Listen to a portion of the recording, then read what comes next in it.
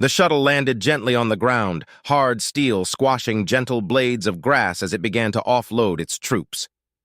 2,000 Gracanti, ape-like with 4 arms and heavy legs, all clad in traditional armor. They rapidly marched out of their transport and stood to attention in their ranks for their 14 officers. This was one of many rites of submission the Great Compact allowed. Humanity, a new species, a new race, new faces in the universe had been brushed aside by the Compact as a backwater barbarian race owing to their internal strife. So, many of the empires and great nations invoked the right of submission, a right where the locals would be challenged to a duel between 2 warring forces. The process was simple. A war would take place that would have 2 static units engaging in war over territory. No more than 10,000 men per side would be allowed to commit to the conflict. The loser would permanently forfeit any claim to the system, but could invoke against any other system to try their luck again at any time. Even the homeworld could be invoked. If the defender loses the battle, they would immediately abandon all operations and leave the system. If they refused, the entire compact would attack them and wipe them out. It was easier and simpler than mass genocide or outright warfare and costed less lives and resources. It was a system that worked, and to make it fair for local primitives or other such civilizations, the rite would be conducted on their own home turf to give an advantage. The Gracanti were expecting an easy victory as they massed on a small island archipelago on the human world Tarrant VI, a jungled world surrounded by volcanoes and dense brush. This would be easy, not only because a jungle was their own natural element, but also due to a technological advantage they had.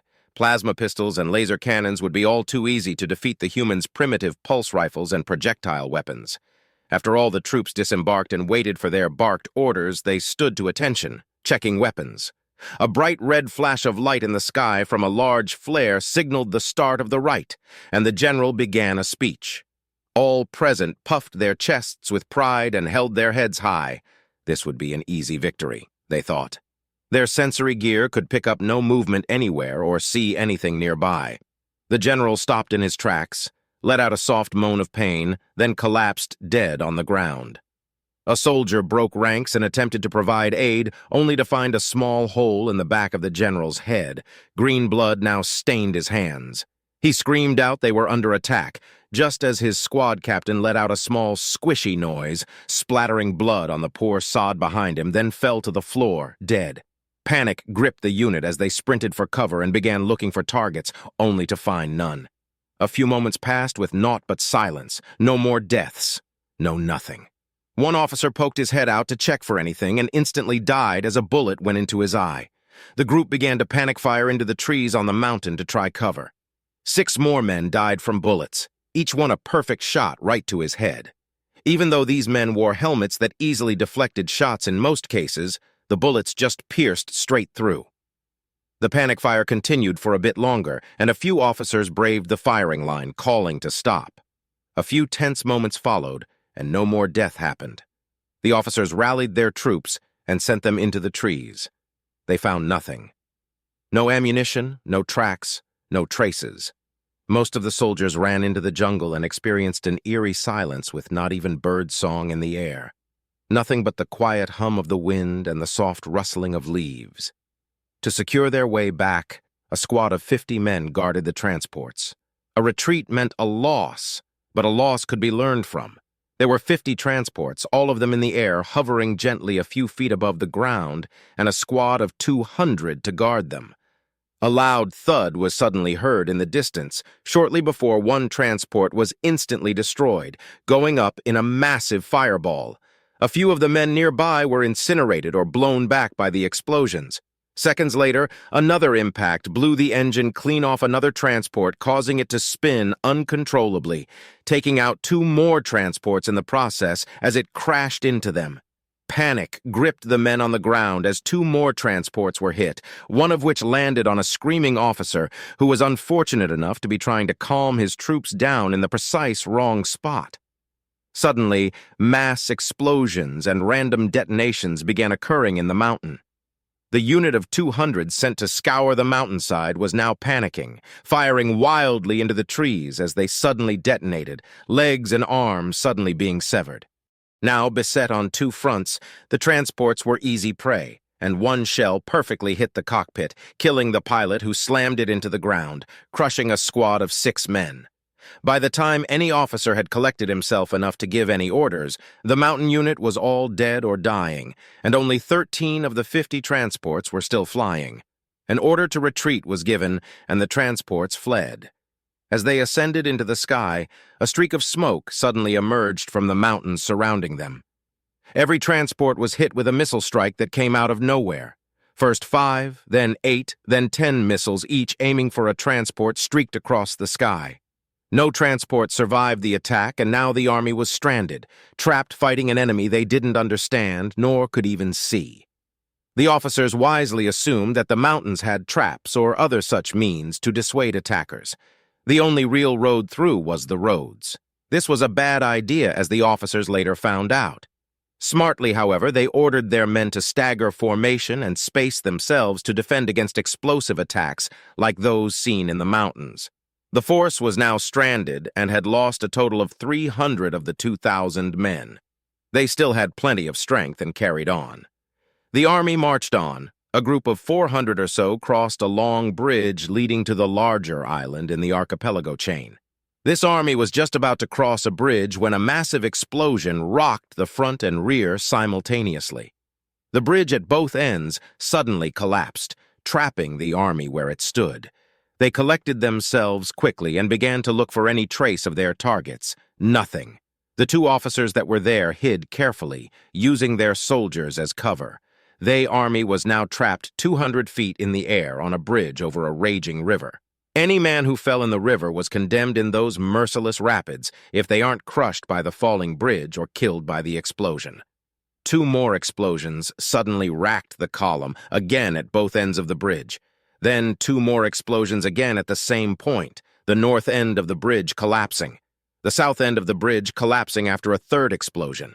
An officer was about to give an order when an explosive shell landed directly on his head, detonating such that any soldier not caught by the blast was splattered with fragments of his bones and armor or splattered with a shower of his blood.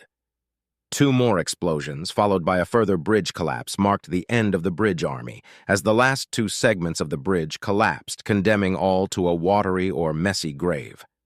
That one failure marked the death knell. With only 4 of its original 14 officers and only had 1,300 of its original 2,000. Still plenty of strength.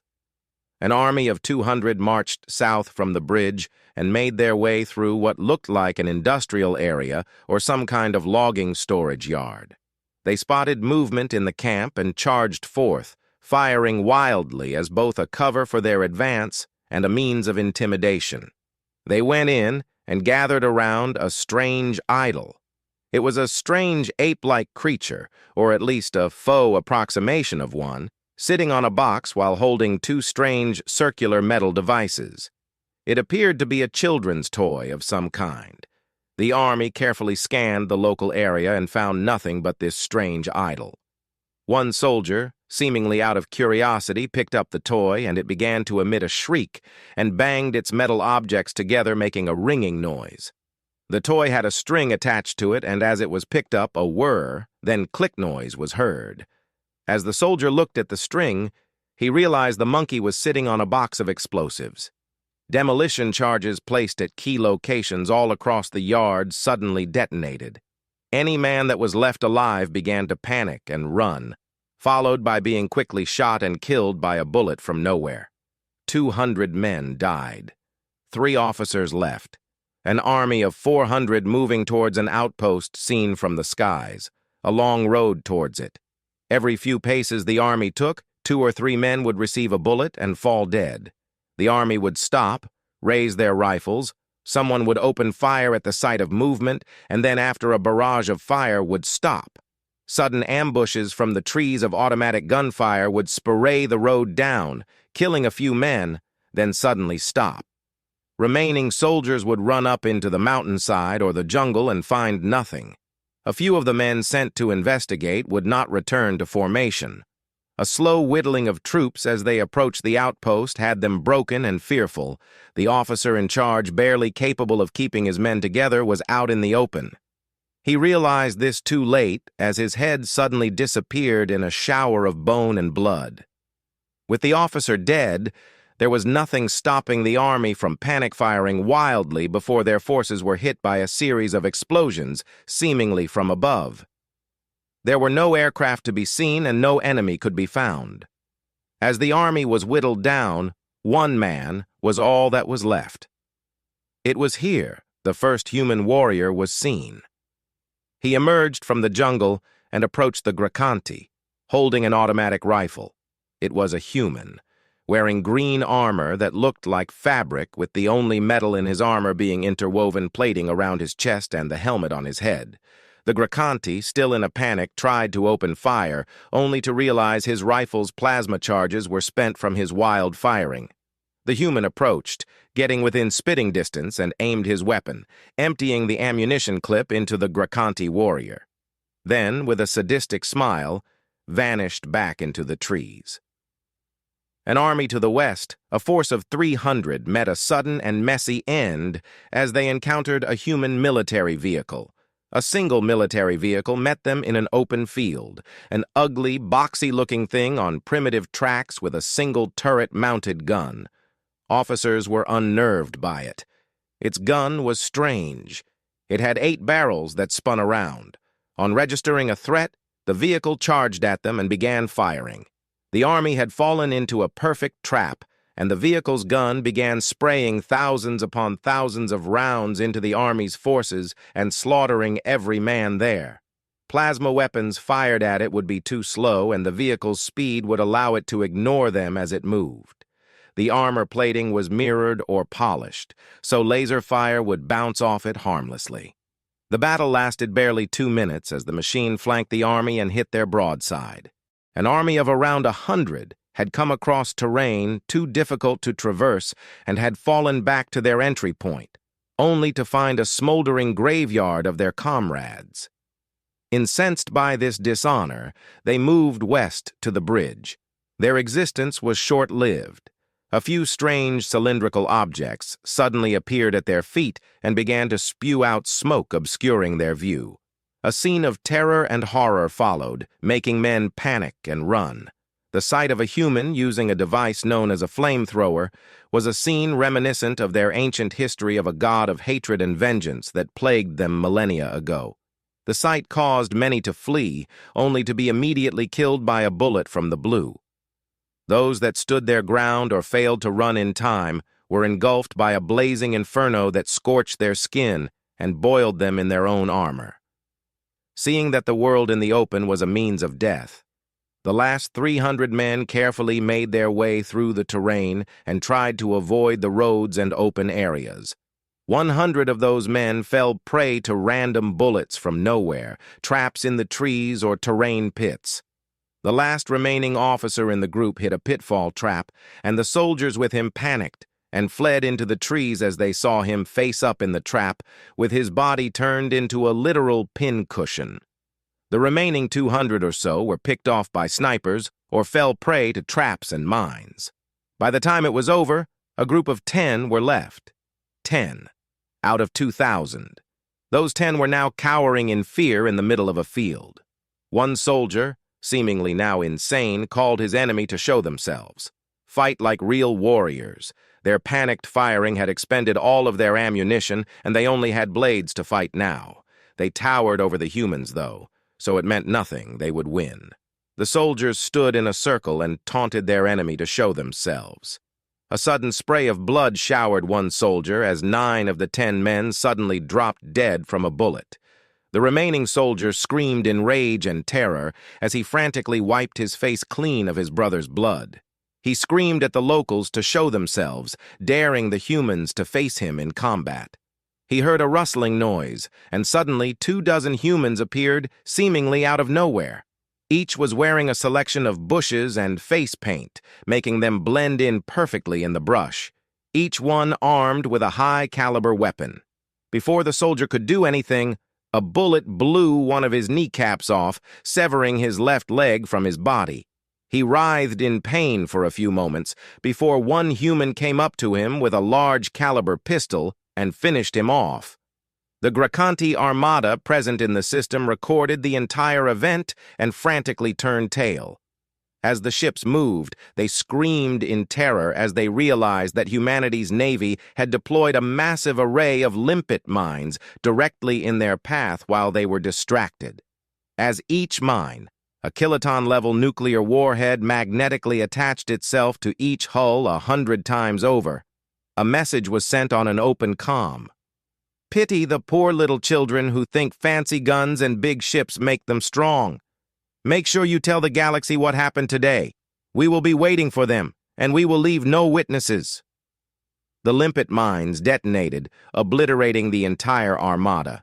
The only vestiges of the Gracanti starship fleet disintegrated into pieces of nothing but slag and wreckage. The only survivor was a barely functioning frigate that only took one hit from the detonation. Humanity let it escape. For what reason, the galaxy would never know. The galaxy saw the recording.